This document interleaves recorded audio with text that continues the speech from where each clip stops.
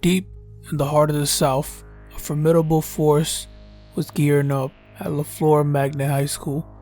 This force was named Demarcus Cousins. A burgeoning sensation, the Mobile Monster averaged 24 points, 13 rebounds, 5 assists, 3 blocks, and 5 steals his senior year, sending shockwaves across the recruiting world. His pure domination on both ends of the floor anointed him the best center in his class. Destined for greatness, he committed to a program that would place him on the highest stage. Cousins was Kentucky bound, along with the best point guard in the country, John Wall, not to mention fellow Alabama native Eric Bledsoe. In 2010, the Kentucky Wildcats formed a squad composed of exceptional skill and pure horsepower. This team was run by the blur that was John Wall and his towering accomplice. They led the Wildcats all the way to the Elite Eight as freshmen, but there was no reasonable justification for an encore because Wall and Cousins were clearly talents beyond the collegiate level. These guys were professional basketball players. Both men declared for the 2010 NBA draft. John Wall went first overall to the Washington Wizards, and Demarcus Cousins went fifth to the Sacramento Kings. Of that 2010 Kentucky team, 5 players were drafted that year, all in the first round. Kentucky in the early to mid 2010s was an NBA factory, and that John Wall Demarcus Cousins unit is one of the greatest to be uncrowned. On-court fortune continued to evade Boogie, as his selection to the Sacramento Kings did little to alter their trajectory, remaining constant bottom feeders. Cousins grew into his own, and by his 5th season at the ripe age of 25, he'd appeared in his first All-Star game, averaging 24 points per game, 13 rebounds per game, 1.5 steals per game, and almost 2 blocks per game. And again, Boogie's stardom had no impact on the team's constant plummet. In his first 4 seasons, the Kings had a pathetic combined record of 102 wins to 210 losses.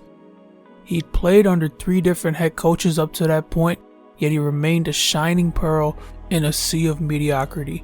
A dreary situation for a player who seemed to be climbing the NBA hierarchy each passing year. His difficulties extended beyond the court as he developed a reputation of being hot-headed and uncoachable. From the jump, Cousins clashed with head coach Paul Westphal.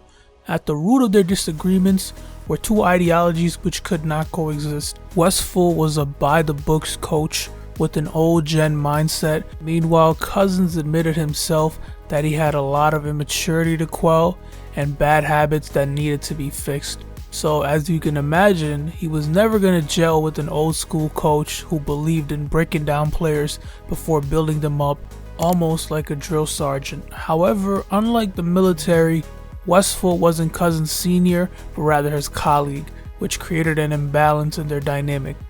Again, in Boogie's own words, Westphal hated his demeanor, his appearance, everything down to the way he effing looked. But all we have is Boogie's perspective, and his history indicates he isn't exempt from blame. So him vaguely stating that he had behavioral issues at the beginning of his career signifies he's definitely at fault alongside his former coach. Remember, it takes 2 to tango. But Westphal's inability to form a rapport with the franchise player and the team's dreadful performance on the court is what led to his firing.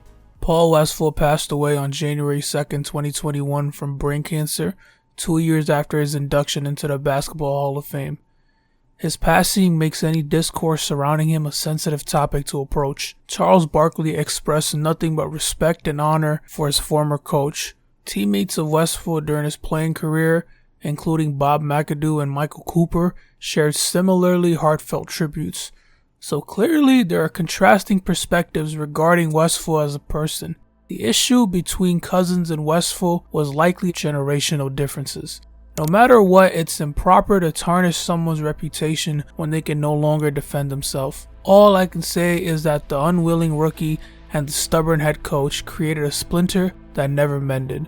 2015 to 2018 would be Demarcus Cousins' golden time. Across those 185 games, Boogie put up 27, 12, 4, and 3 steals and blocks a night, on 46% from the field and 35% from behind the arc.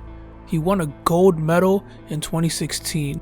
At his pinnacle, Demarcus Cousins was arguably the best big man in the NBA. The only player who rivaled him during that time was the New Orleans Pelicans' own towering force, Anthony Davis. This was a staple rivalry of the mid-2010s, quite similar to Westbrook versus Harden or Curry versus CP3 before Curry gapped everyone. Davis and Cousins waged a war in the trenches of the Western Conference for the title of the best center in the world. So as you'd expect, the eventual union of both talents was a shocking outcome few could have anticipated.